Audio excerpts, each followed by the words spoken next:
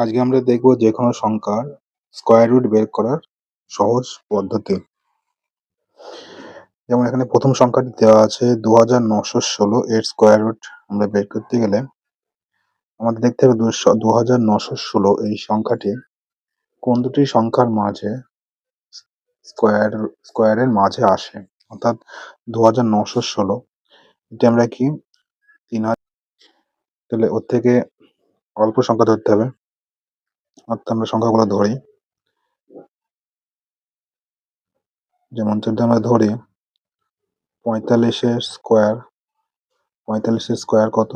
5 × 5 = 25, 4 × 5 = 20, অর্থাৎ 45-এর স্কয়ার অনেকটাই কম হয়। এখানে আমাদের ধরতে হবে তাহলে কত? 50 ধরতে হবে। 50, 50-এর স্কয়ার কত? 2500, 55 স্কয়ার 5 × 5 = 25, 5 × 6 = 30, 30 3025, অর্থাৎ এই দুটোর মাঝে কি আসে? 2916 আসে। এবার এখানে লাস্টে কি আছে? 6 আছে, অর্থাৎ 6 আমরা 50 এবং 55-এর মাঝে কি সংখ্যাগুলি আসে, এককের ঘরের সংখ্যা কি আসে? 1 2 3 4 5 এই সংখ্যাগুলি আসে। অতএব এখানে 2 যদি আমরা গুণ করি, 2 বার 2 কে গুণ করলে আমরা কি পাই? 4 পাই। 3 কে 2 বার গুণ করলে 9 পাই এককের ঘরে। 4 কে 2 বার গুণ করলে আমরা কি পাই? 6 পাই এককের ঘরে। অর্থাৎ এখানে কি হবে? 50 এবং 55-এর মাঝে কি হবে? 54 হবে। অর্থাৎ 54 হবে 2916-র স্কয়ার রুট। অর্থাৎ 54 হবে আনসার। 1225, 1225টা কার মাঝে আসে?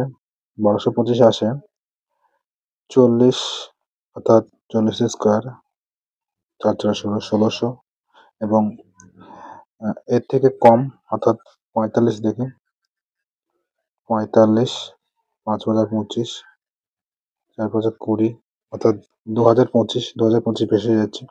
তো আরো কম সংখ্যা আমাদের ধরতে হবে, অর্থাৎ এই সংখ্যাটাকে আমরা কি করি? চেঞ্জ করি। তো এর থেকে আরো ছোট সংখ্যা ধরি।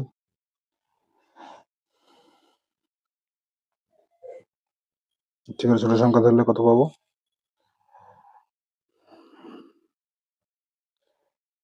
35, 35 ধরি আমরা।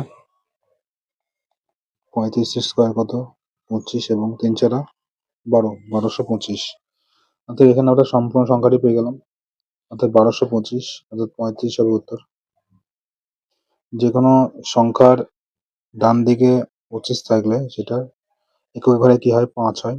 এবং এখানে 12 কে ভাঙলে আমরা কি পাই? 3 এবং 4 পাই, এবং এখানে ছোট সংখ্যাটি এখানে উত্তর হয়। ছোট সংখ্যাটি হয় উত্তর, অর্থাৎ 3 আর 25 এর জন্য 5, অর্থাৎ 35 উত্তর হবে।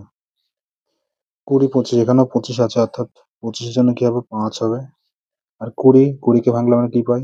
5 × 4, 20 কে ভাঙলে আমরা 5 × 4 পাই, অর্থাৎ এখানে ছোটটা হবে উত্তর, অর্থাৎ 4 হবে এখানে, অর্থাৎ 45 হবে অ্যান্সার। এখানেও 5 আছে, অর্থাৎ এখানে 5 এর জন্য 5 পাবো এককের ঘরে, ইউনিট ডিজিট সংখ্যা, এবং 30 কে ভাঙলে আমরা কি পাই? 5 × 6, 5 × 6 = 30, অর্থাৎ এখানে ছোটটা হবে উত্তর, অর্থাৎ 5। 55 হবে কি বুঝের? 676, 676 এখানে ঘরে 6 আছে, অর্থাৎ এখানে সংখ্যাটি হয় 30-এর স্কয়ার কত হয়? 900, 30-এর স্কয়ার হয় 900, অর্থাৎ 900 থেকেও ছোট আছে, অর্থাৎ এখানে 25, 25-এর স্কয়ার আমরা ধরি, 25-এর স্কয়ার 625, এবং 25-এর পরে হচ্ছে কত আছে? 30, 30-এর স্কয়ার 900, অর্থাৎ 25 এবং 30-এর মাঝে হবে এর স্কয়ার রুট, অর্থাৎ এখানে কত হবে?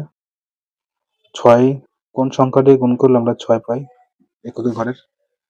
5 এর পরে কি হয়? 6, 6 × 6 = 36, 6 গুণ করলে আমরা কি পাই? 6, তাহলে এককের ঘরে 6 হবে, এবং এখানে কত হবে? 25, তারপরে 26 হবে, তাহলে 26 হবে উত্তর। এখানে একক ঘরে 9 আছে, আর 3969 আছে, এটা 3969, অর্থাৎ 60 যদি আমরা গুণ করি কত পাই?